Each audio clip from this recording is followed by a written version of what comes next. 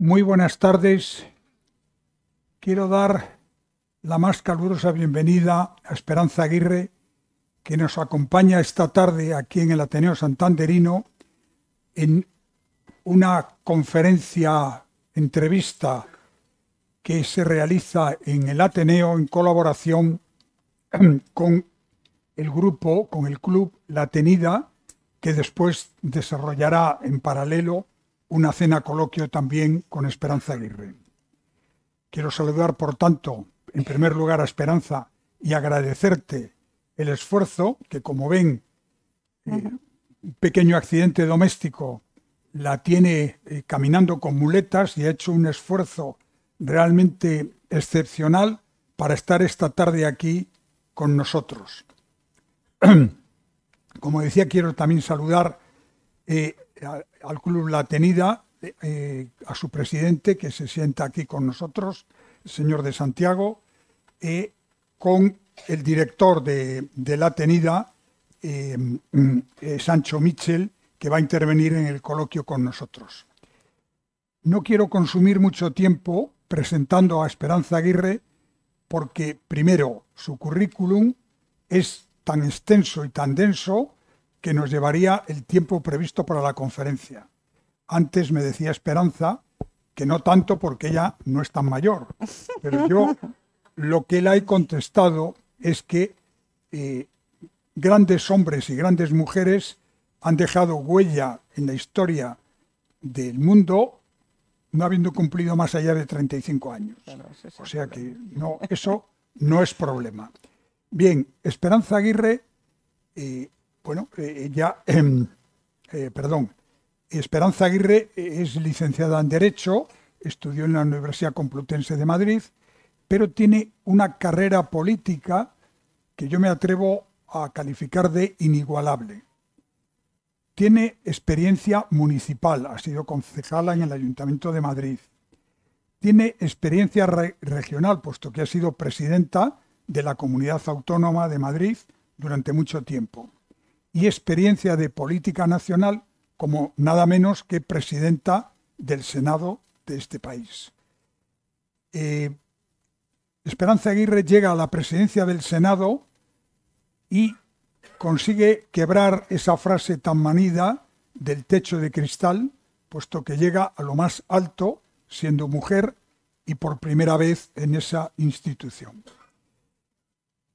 Ha sido ministra de Educación, por lo tanto, además, también tiene experiencia de gobierno, no solamente de la gran política que se hace en los parlamentos o en el Senado. Y como ministra, yo creo que dejó un excelente recuerdo en algo tan complicado y en el que España, yo creo que no ha tenido nunca suerte, que ha sido en la regulación, financiación y organización de la educación en este país.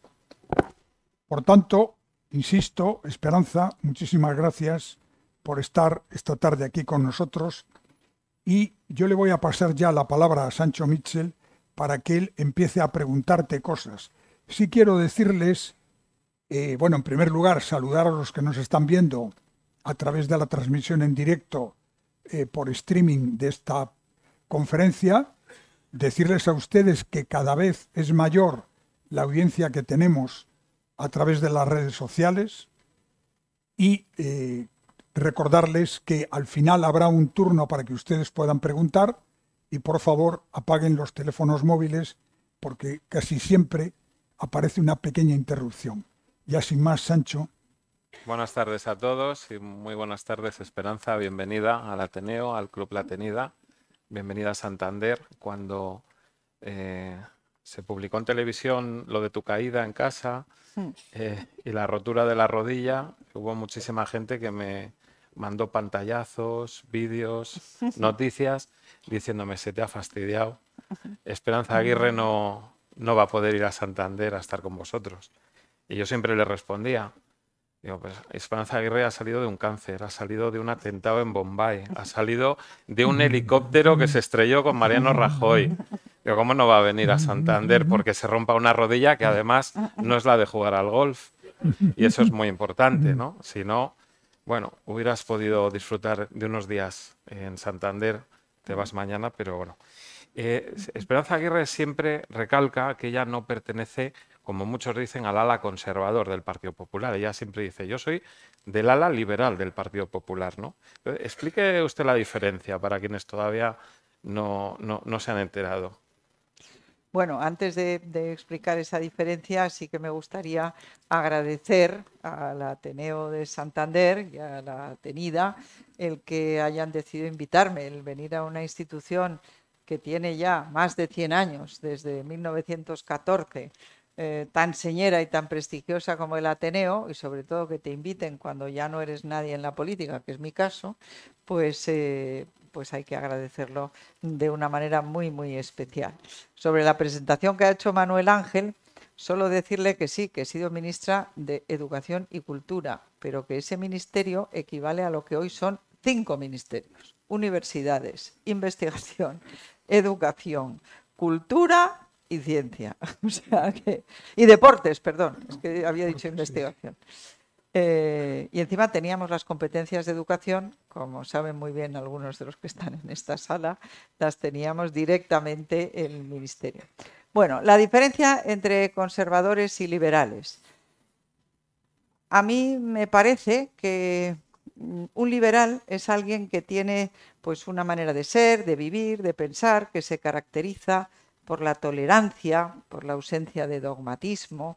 Es decir, que si piensas una cosa pero alguien te convence de que eso no es lo correcto o que no estás acertado, y que no tener ningún complejo en no ser dogmático y ser convencido por quien dejarte convencer por quien te ha convencido.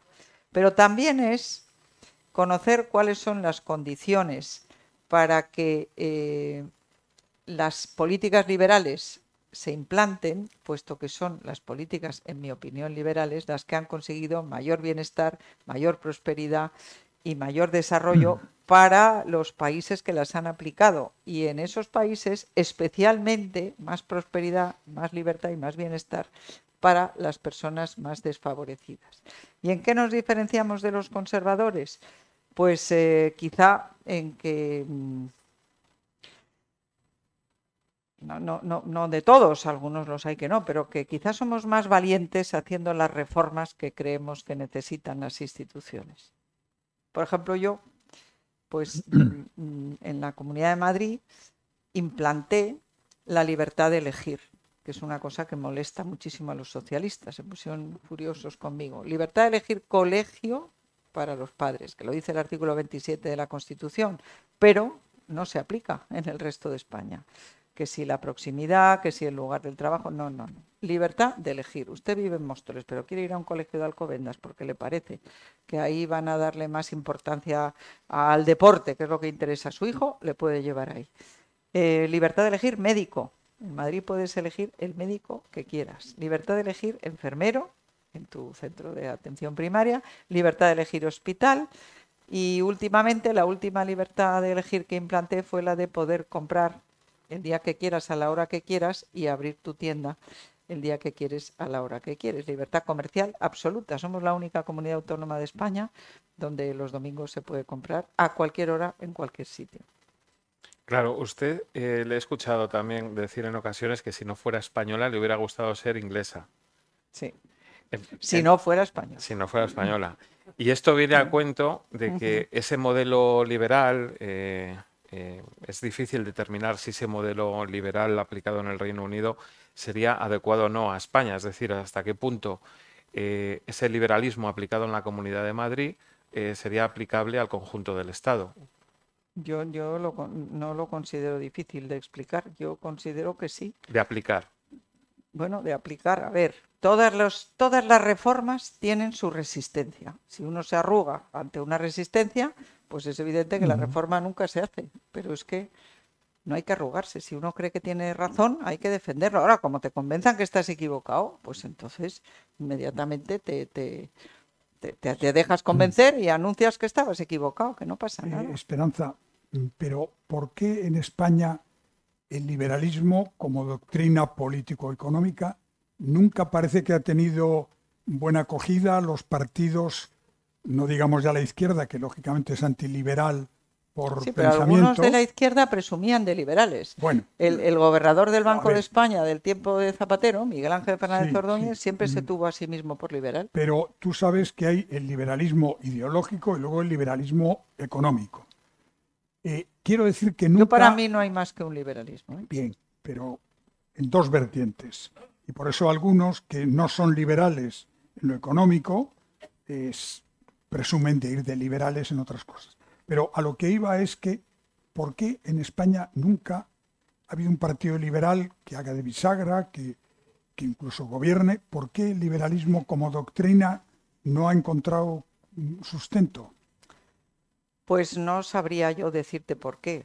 Iba a contar una anécdota. El otro día se presentaron todos los candidatos a las capitales de provincia de España y entonces llegó Alberto Núñez Feijóo, nuestro presidente nacional, y vio a Ana Pastor, la saludó y detrás de Ana estaba yo. Anda, la liberal. Digo, hombre, Alberto, ¿no seré la única? Pero él, yo creo que dijo la liberal en singular.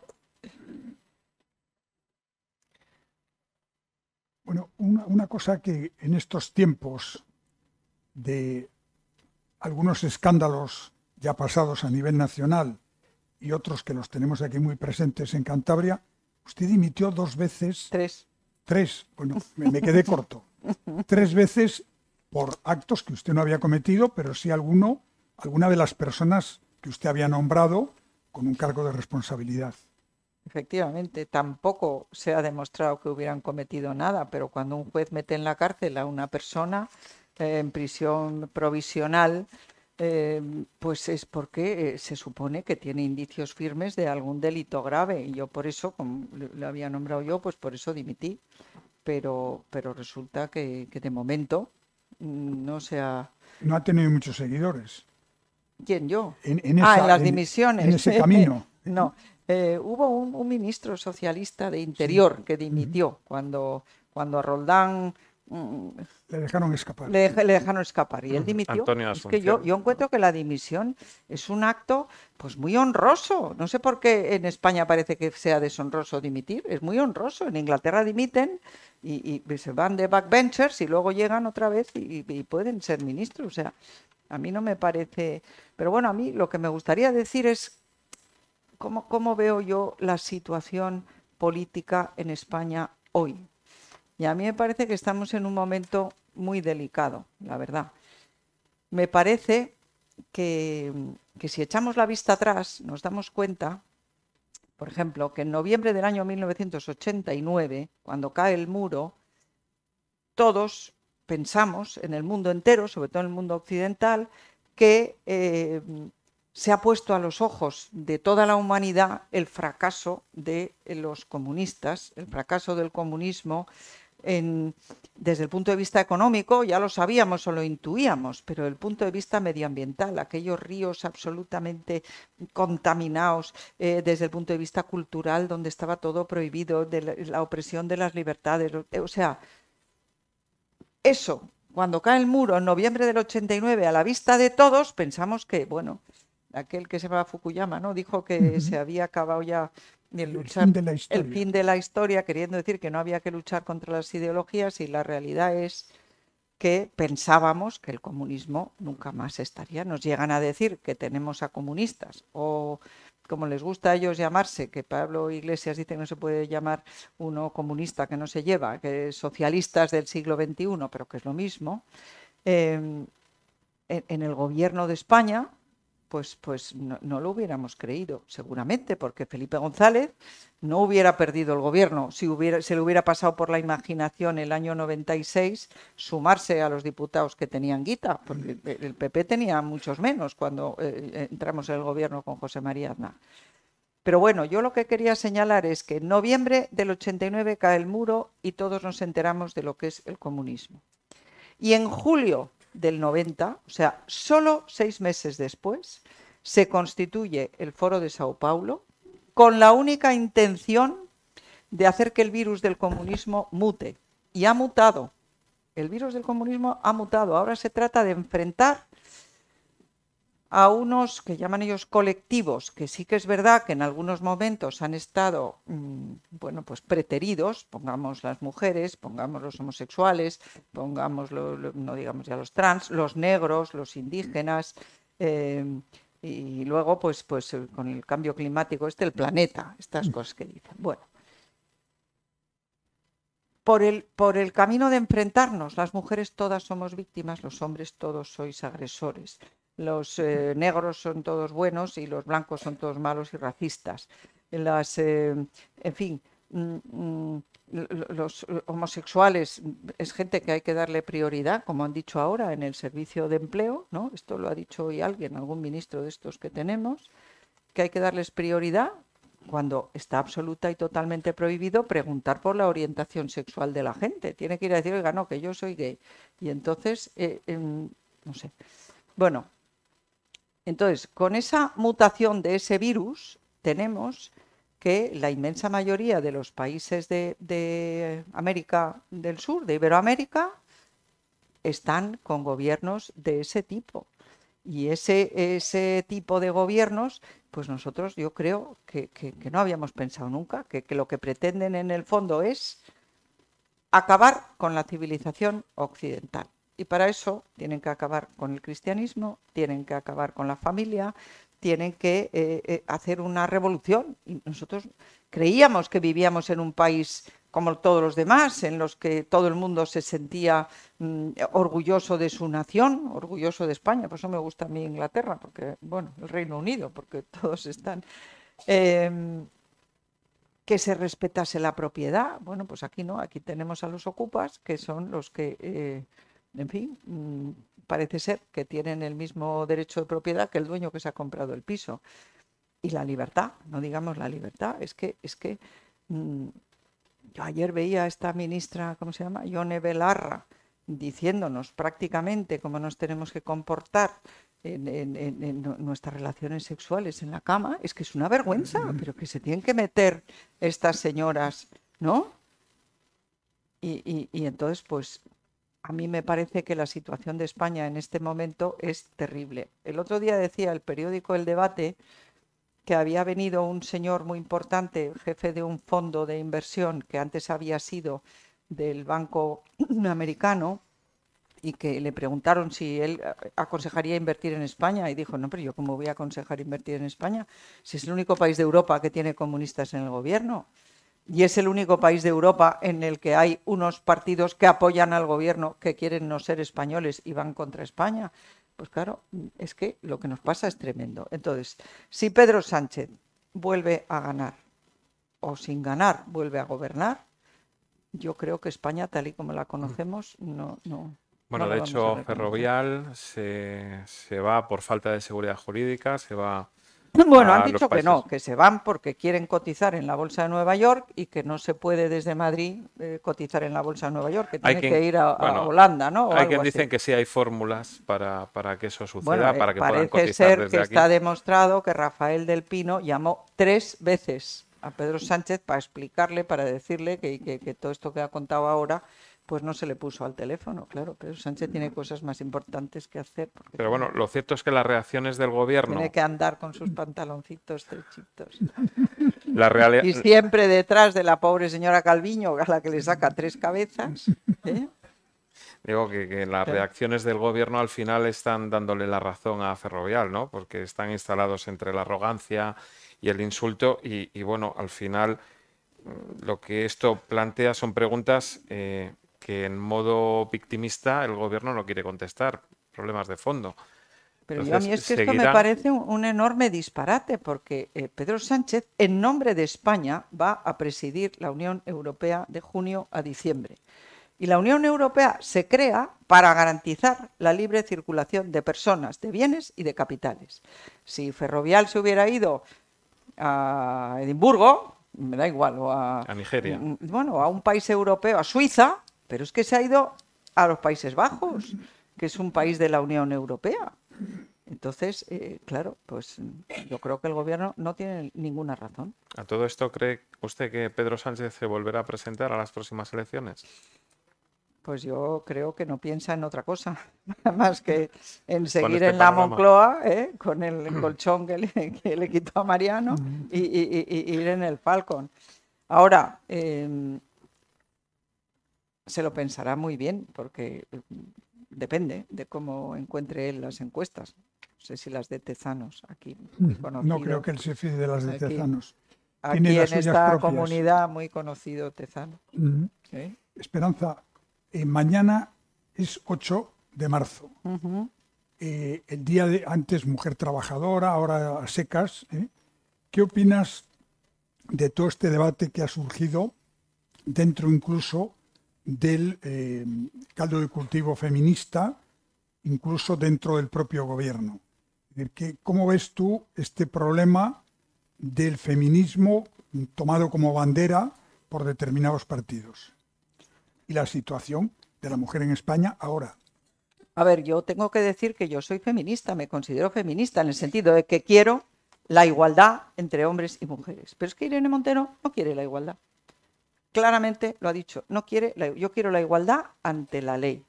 No quiero ser, si no somos iguales ninguno. Yo soy de una familia de 8 hermanos, del mismo padre y la misma madre, y no podemos ser más diferentes. Pero igualdad ante la ley es lo que queremos todos. Y esta señora Montero, que ha hecho estas leyes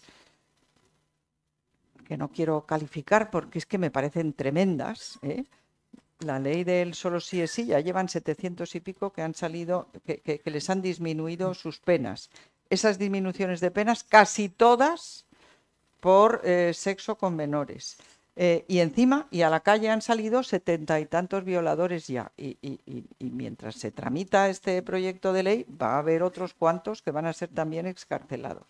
Es una señora que opina que los menores pueden tener sexo con quien quiera.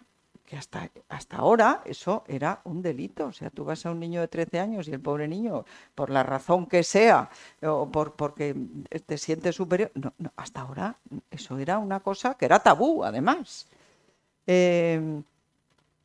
Y ahora ella dice que no se puede corregir esta ley, no se puede arreglar porque el consentimiento es lo importante. ¿Y qué es el consentimiento? Pues ellos quieren decir que la carga de la prueba, que es un principio general de derecho penal, porque yo tuve 2 matrículas de honor en penal, pero es que un principio general del derecho penal es que la carga de la prueba corresponde al que acusa. Lo que no puede ser es que tengas que demostrar tú la inocencia. Si te están acusando, tendrán que tener pruebas. Bueno, pues eso, para los hombres no cuenta. La presunción de inocencia de los hombres para Irene Montero no existe. O sea, que va una mujer, o vete a saber si es un señor que se siente mujer esa mañana, y le acusa, y el otro tiene que demostrar que es inocente, que es muy difícil demostrar la inocencia. Pero no es la única ley. La ley trans es el disparate mayor que puede haber.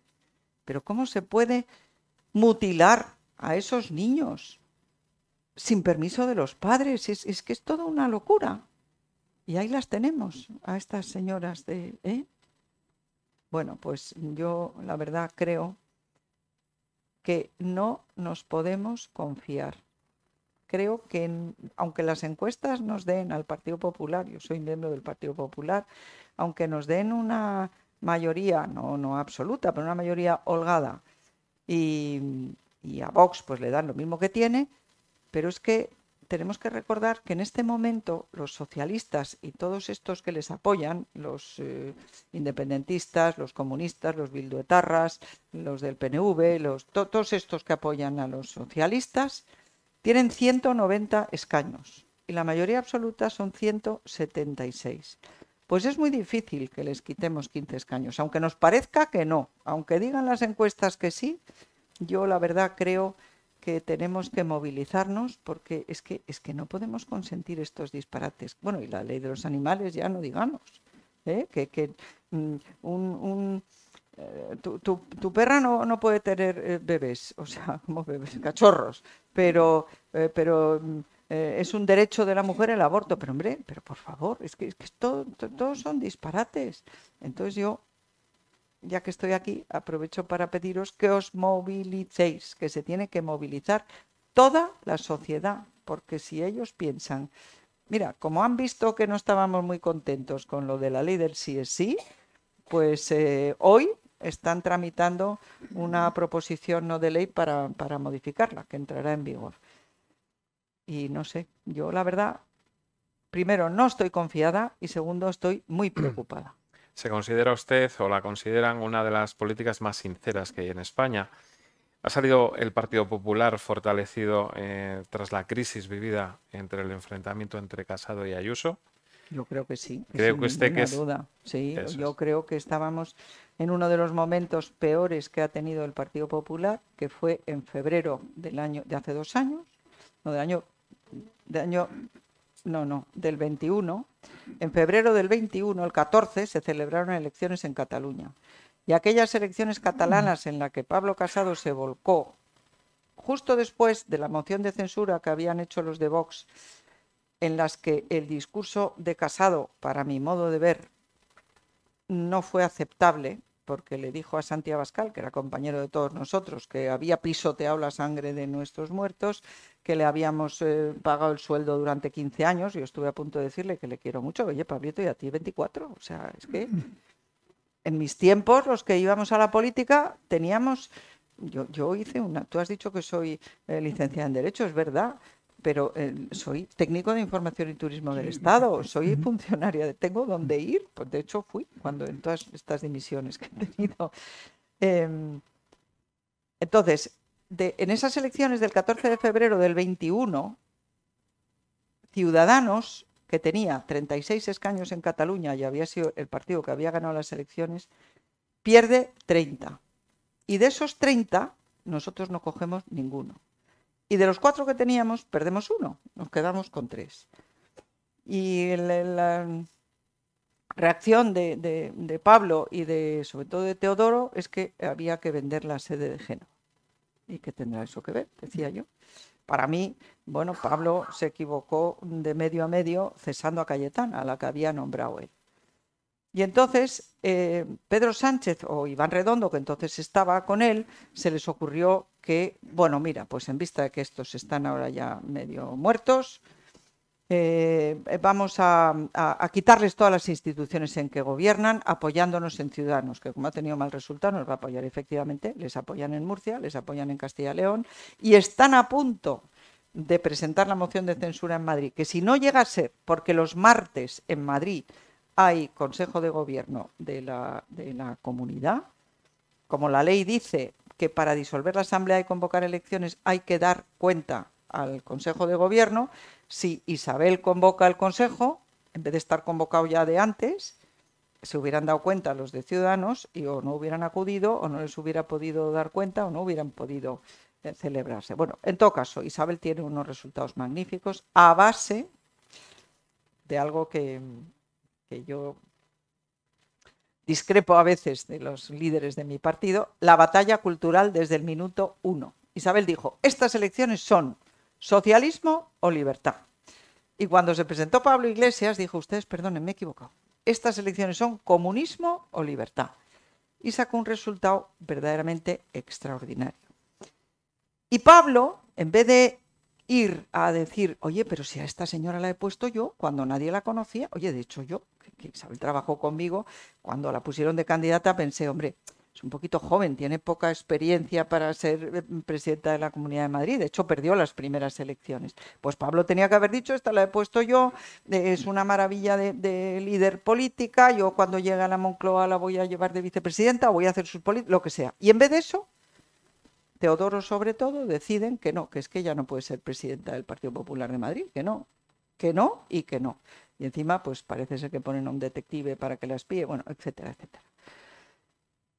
Entonces, en esa crisis ya del año 22, que es el año pasado, tenemos la inmensa suerte de que aparece Alberto Núñez Feijóo, que no había querido presentarse al otro congreso, se presenta y ha tenido el apoyo absolutamente de todo el partido. Supongo que aquí en Cantabria exactamente igual que en Madrid, que en todos los sitios. Y bueno, y gracias a Dios, pues vamos bastante bien en las encuestas. Pero no hay que fiarse. No hay que fiarse porque Pedro Sánchez no tiene escrúpulos y es capaz de hacer lo que haga falta. Pero lo que haga falta, ¿eh? No me acuerdo lo que me has preguntado. ¿Qué me habías preguntado? ¿Algo No, tenía que ver? estábamos hablando de si había salido el Partido Popular fortalecido de esa guerra interna y de la crisis vivida Yo creo entre que sí, Casado y Ayuso. yo creo que sí. Usted a Pablo Casado no le tenía muchas ganas, a Teodoro sí, algo más. Bueno, yo no conocía de nada a Teodoro y cuando lo nombraron, digo, hombre, pues un ingeniero de telecomunicaciones de un origen muy modesto, que sabe música porque le ha enseñado su abuela y que ha hecho muy bien las cosas estas de electrónicas, ¿cómo se llame? De las tecnologías para pues me pareció bien y se lo dije a Pablo. Pero claro, cuando empezaron a hacer eh, empezaron a hacer unas declaraciones en el periódico que decían que Isabel Díaz Ayuso no podía ser presidenta del Partido Popular de Madrid porque cuando yo fui presidenta del partido y de la comunidad, aquello fue una catástrofe para el partido. Y entonces yo, que había ganado 3 mayorías absolutas, le puse un mensaje a Pablo: oye Pablo, voy a tener que salir. Si no rectificáis, ¿cómo podéis decir estas cosas? Y me dijo, sí, sí, tienes toda la razón, el Partido Popular de Madrid en tu época era lo mejor, además fue donde yo empecé, donde yo tal, no sé qué, bueno, y mañana te llama Teo y te va a ver, y viene a verme Teo. Y en vez de venir a rectificar, que era lo que le había dicho su supuesto señorito, viene y me dice que el Partido Popular de Madrid en el tiempo mío era una catástrofe, que lo bueno era en ese momento. En ese momento estaban perdiendo todas las elecciones, habían perdido el Ayuntamiento de Madrid, la Comunidad de Madrid, todo.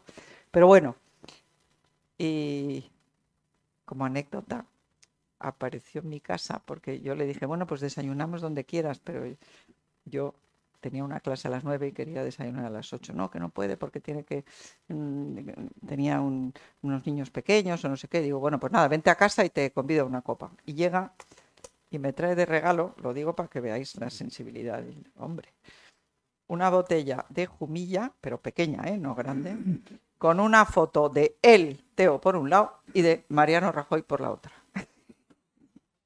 Entonces yo dije, madre mía, ¿cómo viene este? ¿Y aceitunas no? Aceitunas no. ¿Cuál ha sido su mayor decepción en política? No por el Jumilla, que se hacen Jumillas muy buenos, pero tanto. por las fotos. ¿Ha sido Pablo Casado su mayor decepción política o no? Bueno, ¿O los ha habido mayores dentro de su gobierno? hombre, en la Pablo Comunidad ha de Madrid? sido una muy gran decepción. En mi gobierno en la Comunidad de Madrid yo he dimitido por lo que os he dicho. Si cuando un juez mete a alguien en prisión provisional es que supones que ha hecho algo gravísimo. No se ha aprobado nada y ni siquiera se les ha acusado de nada, a ninguno. Y entonces, pues yo les mantengo la presunción de inocencia, aunque por supuesto he cortado las relaciones con ellos. Porque... Incluso el Partido Popular en Madrid en su época fue pionero en diseñar un proceso de selección para candidatos, ¿no? Sí, en los municipios, incluso que hizo que muchos de los candidatos, no candidatos, sino alcaldes, que no repitiesen y que se renovasen los candidatos, porque en el Partido Popular se entendió que no eran los idóneos. Pero no fueron muchos, ¿eh? No fueron muchos, para nada. Hombre, yo sí creo que la gente que está en Inglaterra, para que vayas a presentarte en una determinada circunscripción, te tienen que votar los de la circunscripción. Entonces nosotros dijimos, el que quiera presentarse, que venga a Génova, y los que quieran opinar sobre ese candidato, que vengan también. Y de hecho sí, pero repitieron muchos. Fue minoría los que cambiaron. Algunos criticaban que además de dar explicaciones profesionales en cuanto a su trayectoria, en cuanto a sus medios de vida, en cuanto a su formación académica, pues que también se les preguntaba por su vida a nivel personal y particular. Y es que realmente eso también tiene una incidencia, ¿no? Cuando se gestiona yo no estuve una administración en pública. aquellos hearings presente, pero yo sí creo que no puede ser que ahora tengamos en política a personas que no tienen la independencia de poder decir, cuando el jefe les da una orden con la que ellos no están de acuerdo, oye, mira, pues chico, yo no puedo cumplir esto y si tú te empeñas, pues yo dimito. O sea, y hay muchísima gente, sobre todo jovencitos, que empiezan las nuevas generaciones y que muchas veces en los colegios el más estudioso de la clase que quiere estudiar medicina está a los 5 años, me parece que son 6 años de medicina, más los 4 años del MIR, y llega, y me parece que cobra, pues no sé si llega con guardias y todo, a los 2.000 y pico euros, 2.000 y muy pocos euros. Y otro chico que se hace de las nuevas generaciones y le hacen concejal de, yo qué sé, de Las Rozas, de Majadahonda, de un pueblo, y va a ganar más. Pero claro, ese chico se acostumbra ya a ese nivel y ¿a dónde vuelve? Si muchos ni acabaron la carrera. Pablo Casado acabó la carrera porque yo le obligué. No la hubiera acabado. Esperanza, el tema de la corrupción ha estado presente, como no podía ser de otra manera, en España desde los albores de la democracia. Y naturalmente antes también la hubo.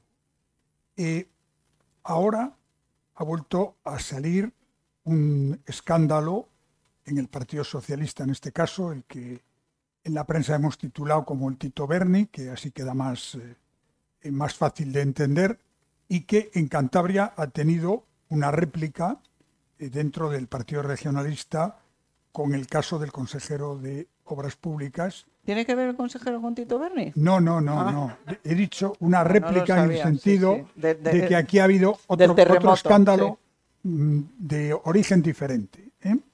Pero la pregunta es, ¿hay manera de terminar de una vez con la corrupción o esto está en el ADN de las personas y no va a haber manera de acabar con Yo creo que la ello? corrupción no está solo en la política, la corrupción está en las empresas, la corrupción está en las personas que se corrompen por lo que sea, por muchísimas razones que las hay. Entonces, manera de terminarlo, yo creo que lo importante es cuando se descubre la corrupción, ¿qué se hace? Entonces tenemos ahora el ejemplo de Tito Berni. Al mediador lo meten en la cárcel, ¿no? No, al general de la Guardia Civil lo meten en la cárcel. El mediador está por ahí largando.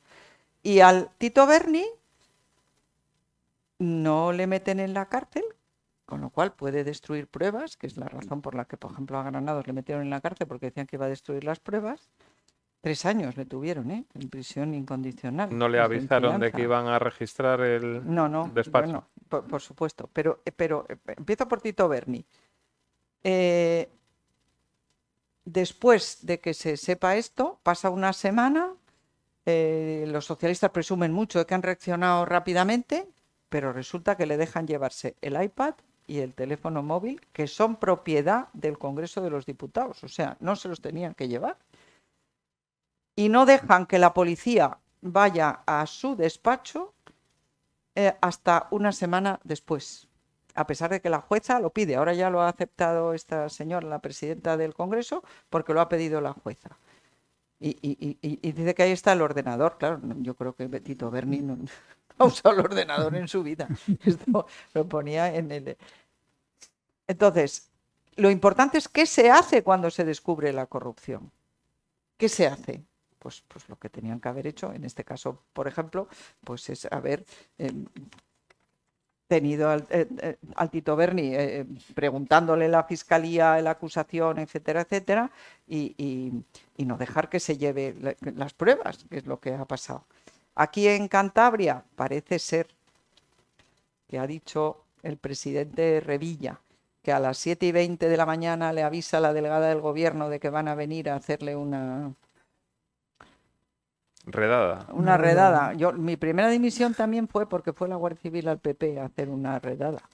Entonces yo dimití no fue la primera, fue la segunda, de presidenta del PP de Madrid. Yo dije, pues que si viene la Guardia Civil algo pasará y yo no estoy enterada de nada, pues bueno, que la Guardia Civil mire lo que sea y yo dimito. No pasó nada, por supuesto.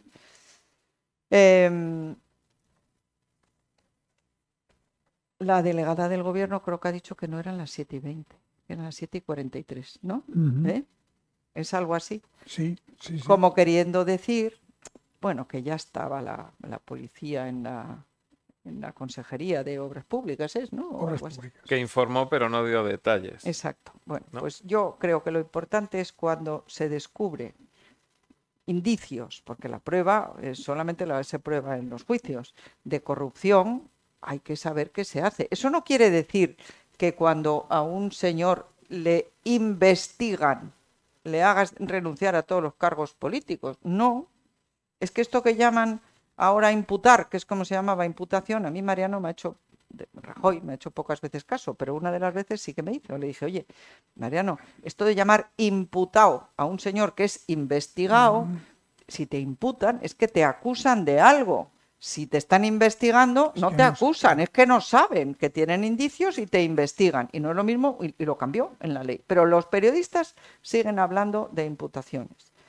Entonces, yo creo que acabar con la corrupción sería una maravilla, pero no lo veo yo muy fácil. Fíjate el Tito Berni lo que hacía. Buscaba empresas ganaderas, yo lo digo porque mi marido es ganadero, que tuvieran problemas. En nuestro caso, por ejemplo, es que te sale una vaca tuberculosa y aunque tengas 300 y en extensivo, ya no puedes vender ninguna para vida. Entonces, pues a esos les empezaban a pedir dinero y luego les decían que no te preocupes, que, pues no sé, supongo que cambiaban el análisis de las vacas. No te puedo decir lo que hacían, pero que no es un mundo que supiéramos que podía haber corrupción, el de la ganadería, el de la agricultura, pues la hay también. Pero la había también en torno a los fondos europeos, ayudas, etcétera, ¿no? Bueno, yo no lo sé, no lo sé eso, no lo sé, creo que sí, pero no me lo he empollado eso. Bueno, usted no es rencorosa. No, es verdad. ¿Cómo lo sabes? Lo sé. Sí. Pero bueno, el hecho de dedicarse... Se me olvida, las faenas que me hacen se me olvidan. El hecho de dedicarse a la política, Sí. a usted le ha pasado factura y a su familia también. Sí. Sí, sobre todo porque soy mediática y entonces a la gente le encanta meterme a mí en el titular, aunque no pegue con nada. ¿Y hasta qué punto ha llegado a afectarle Pues su vida gracias a política? Dios, mi familia, mi marido, mis hijos, mis hermanos, que son muchos, todos me han apoyado siempre, a pesar de los pesares. Bueno, su paso por el Ministerio de Educación, Cultura, y deporte, ciencia.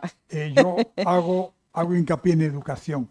La educación parece siempre en España estar cambiando constantemente y que nunca parece que acertamos con la tecla de qué sistema educativo queremos imponer o propiciar en España.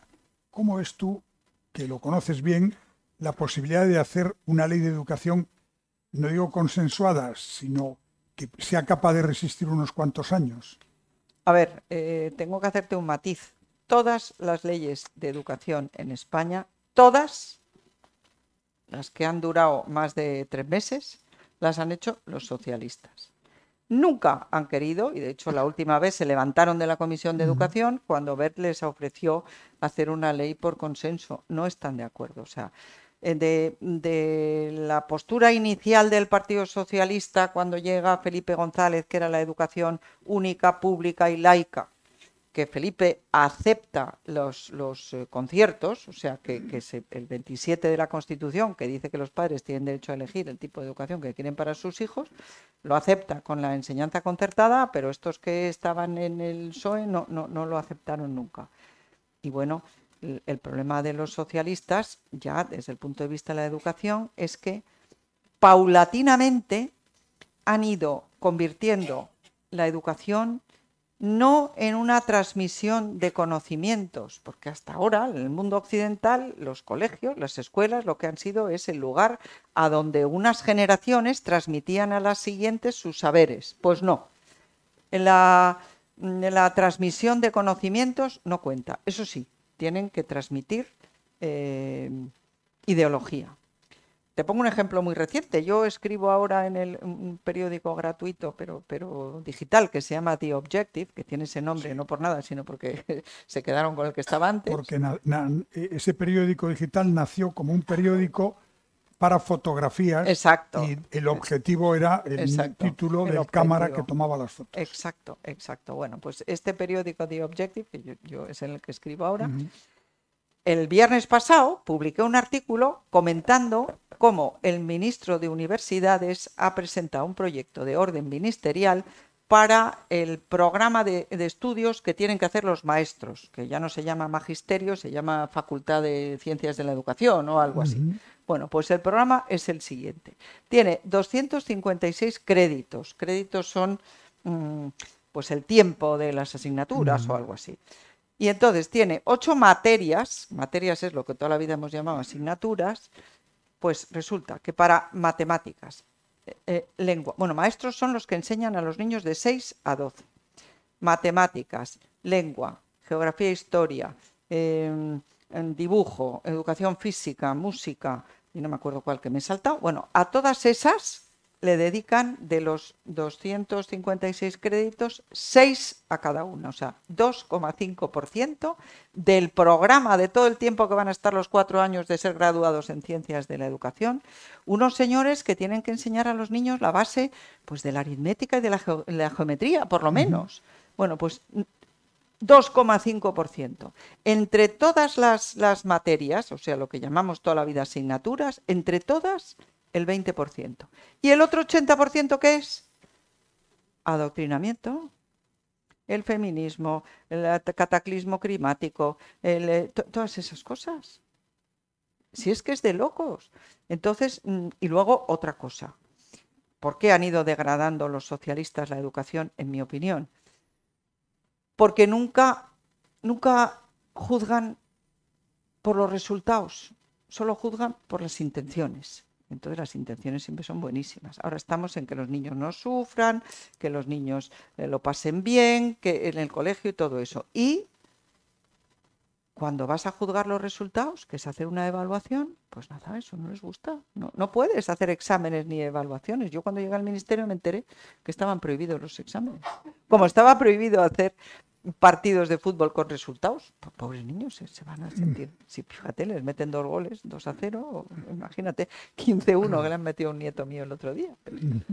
Y con todo este panorama, ¿es concebible un circo mediático en el Congreso de los Diputados como una moción de censura que ya se prevé catastrófica con una persona como Ramón Tamames? Yo discrepo de ti. Sí. Sí. Yo tengo que decirte... ¿No es un circo primero, mediático? No, el circo mediático consiste en que toda la producción de ideología en España, que son los colegios, pero vamos, ya desde las escuelas infantiles, los colegios, los institutos, las universidades, pero también las productoras de cine, productoras de televisión, todo eso... Sobre todo.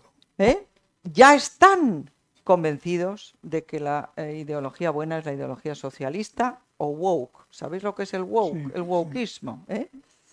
El wokeismo es, pues eso, que como no puedes herir la sensibilidad de nadie, pues no puedes decir, por ejemplo, yo no puedo decir que estoy por la igualdad ante la ley y no por la desigualdad.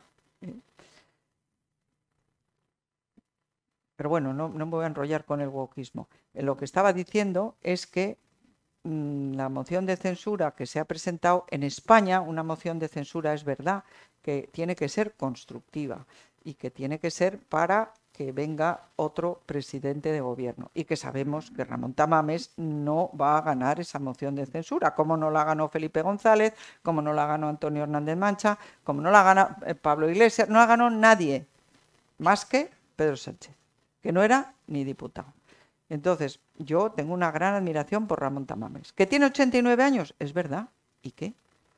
Está muy bien de la cabeza, ha publicado 30 y tantos libros y es un tío que yo estoy deseando escucharle los motivos que tiene para censurar a Pedro Sánchez. A lo mejor tiene alguno que no se me ha ocurrido a mí. Que se me ocurren, Lo que sucede que es que desde Vox dicen que si prosperase la moción de censura, convocarían elecciones a la semana siguiente. Por lo tanto, ya no sería... También lo dijo Pedro Sánchez, y fíjate. Vale. Que no, a ver, la moción de censura, lo importante para mí de la moción, pues que vamos a escuchar no solamente a Ramón Tamames, es que habrá que oír también lo que tengan que decir los portavoces de los otros partidos, pero es que lo de Pedro Sánchez es que es imperdonable lo que está haciendo a España, en mi opinión. Y entonces, un instrumento como la moción de censura, ¿por qué no se va a poder utilizar? Y el argumento de no, es que la vamos a perder y va a ser una victoria para Sánchez, oiga, entonces no podríamos presentar, estando en la oposición, ninguna propuesta. No podríamos ni hacer una enmienda, ni presentar... No, es que lo van a ganar siempre estos, si tienen 190.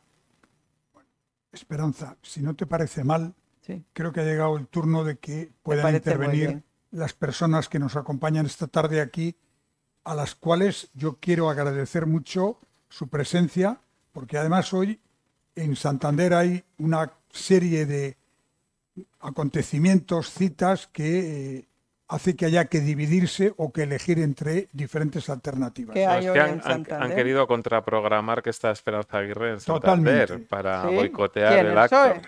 Bien, quienes quieran hacer una pregunta, por favor, que hagan una seña, les pasarán el micrófono, que es fundamental para que nos oigan las personas que siguen esto a través de la transmisión en directo, y estoy seguro que Esperanza contestará.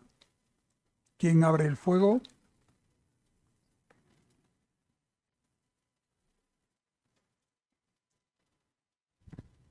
Ya te viene por detrás. Si Bueno, podéis decir nombre sí. y a qué os dedicáis, me ayuda. Sí, bueno, yo ya estoy jubilada, Esperanza, vengo del mundo de la empresa, he tenido un cargo importante y te entiendo como persona de valía. Tengo que felicitarte porque la conferencia se nos ha quedado pequeña, tienes que volver. Y con respecto a la política hoy en día, teniendo en cuenta que la mediocridad que existe en una parte, pues hace pensar que vas acertada en augurios tan tremendos futuros. Ojalá nos equivoquemos, pero ha sido muy sensata en la conclusión. Y mi pregunta es la siguiente. ¿Podemos tener la suerte de tener en fechas próximas a Ayuso, Esperanza y a Cayetana juntas en un trío estupendo apoyando a Feijóo? Sí, sí, lo estamos ya. Sí, Eso pero, ya lo tenemos. pero en primera línea. Con Bueno, la valía y la primero, yo, por experiencia- ejemplo, y la experiencia vuestra. Le diría a Feijóo, bueno, que se puedo poner en un mensaje, que yo, para contestar a Ramón Tamames, pondría Cayetana. ¿Verdad que sí? Yo también. Coincidimos las dos. Ha sido un placer. Gracias.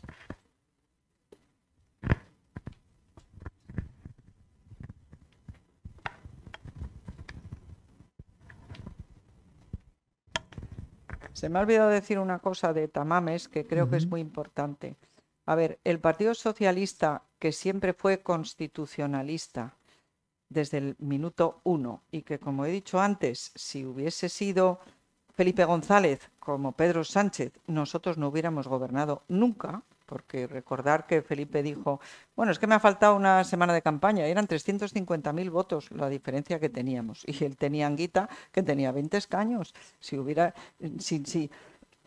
esto de unirse sin la menor vergüenza con los bilduetarras, con los independentistas catalanes, con los comunistas, es que no se le había pasado por la imaginación a nadie, pero a Pedro Sánchez sí. Y claro, después de habernos dicho que no podría dormir, ni él ni el 95% de los españoles, si tuviera que tener a Pablo Iglesias en el gobierno. Dijo, incluidos los de Podemos. Con los independentistas, nada, se lo he dicho 5 veces, ¿quiere usted que se lo diga 20 veces? Los bilduetarras de ninguna manera, y ya había pactado con ellos en Navarra. Pero lo que yo quería decir es que, habiendo dado este giro los sanchistas al Partido Socialista, de hacerse no constitucionales, porque critican mucho a Rafael del Pino, porque se ha llevado la sede, que es una cosa perfectamente legal, pero a los que se quieren llevar a Cataluña fuera de España, esos no los critican, les parece que están estupendamente bien. Entonces, Ramón Tamames, en la Constitución, luchó por la concordia. O sea, es el que convenció a Carrillo de que tenía que aceptar la monarquía, la bandera y aceptar lo que renunciar a las posturas maximalistas del Partido Comunista. Ramón Tamames es una figura verdaderamente extraordinaria. Yo no sé cómo estará en esta moción de censura, no lo sé.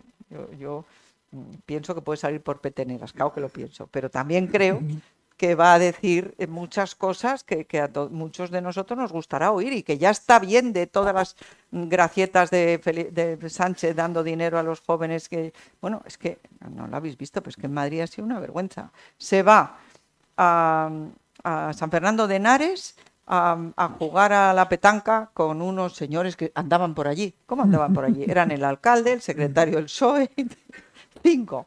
Luego se va a una casa en Parla de unos jóvenes mileuristas. El secretario del PP, o sea, de las Juventudes Socialistas de Parla, y ella era hermana de uno que trabaja en la Moncloa. Y la tercera... Una biblioteca. Fuenlabrada, la biblioteca pública de Fuenlabrada. Esta biblioteca va a permanecer cerrada durante el día de hoy hasta las 13:30 o algo así, por razones técnicas. Y es que estaba grabando él con los niños como si fueran los estudiantes a los que él había interrumpido. O sea, es que, a ver, no va a dejar de hacer ese tipo de cosas y los medios no van a dejar de vendérnoslas como unas cosas maravillosas. Por lo tanto, pues tenemos que espabilar, y el darle 2 o 3 días a la moción de censura para ponerle a parir, a mí me parece muy bien. Bien. Sí, hay una pregunta ahí al fondo.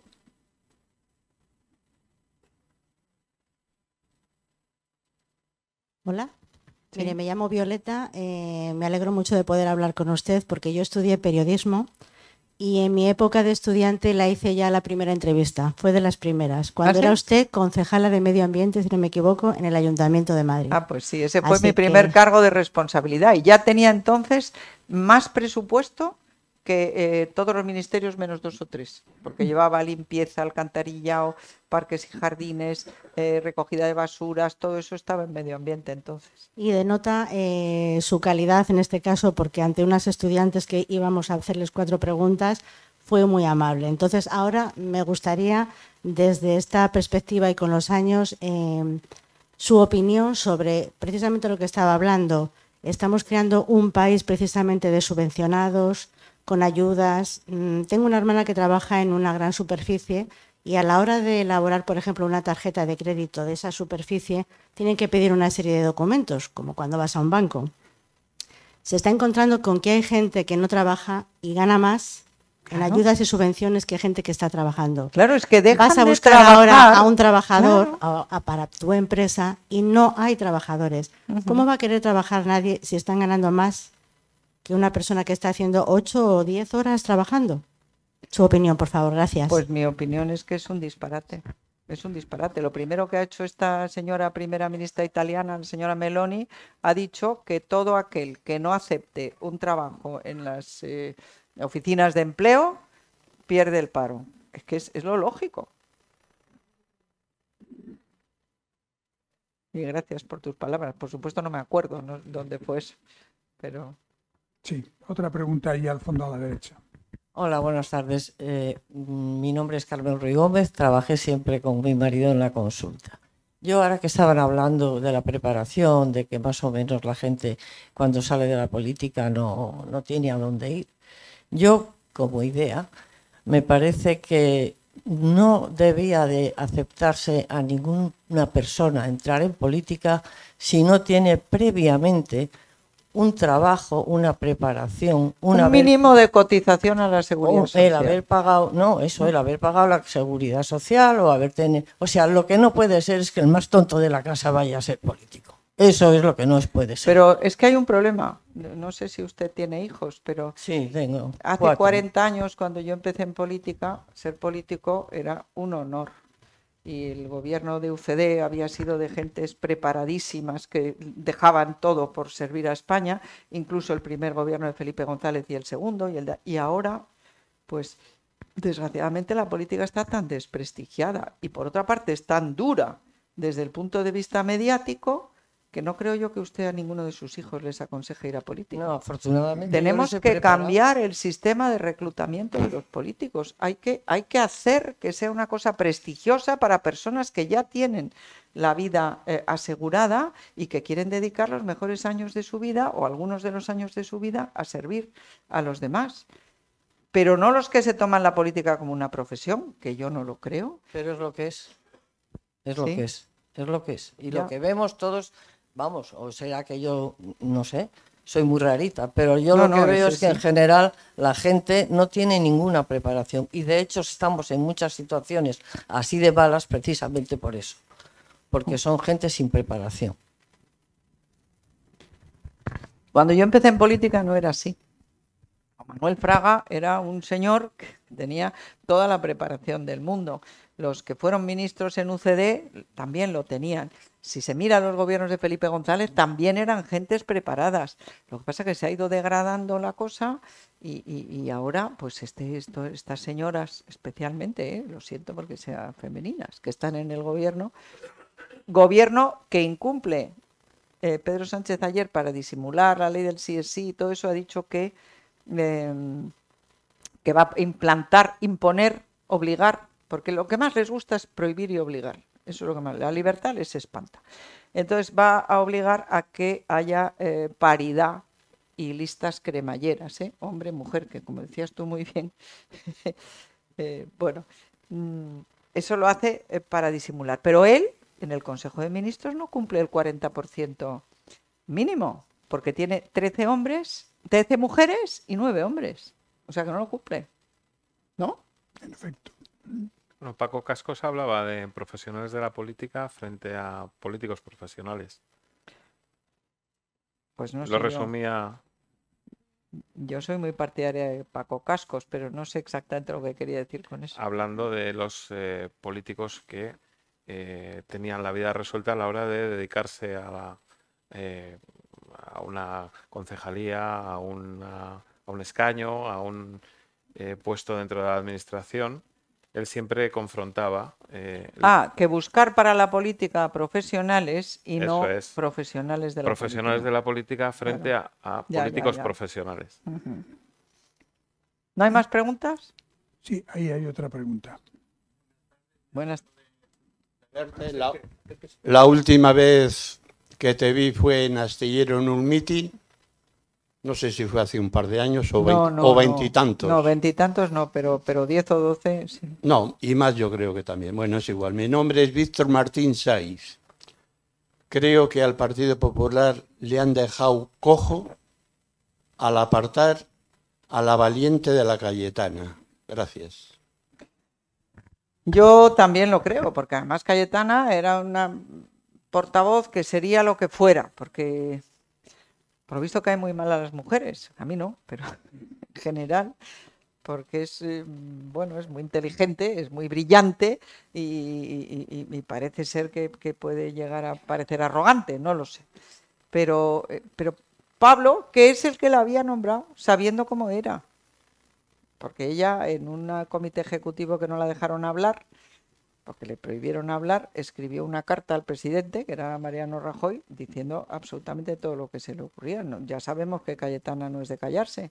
Por eso a mí sí que me gustaría que le diera un poquito de leña a Pedro Sánchez, con el pretexto de Ramón Tamames. Sí.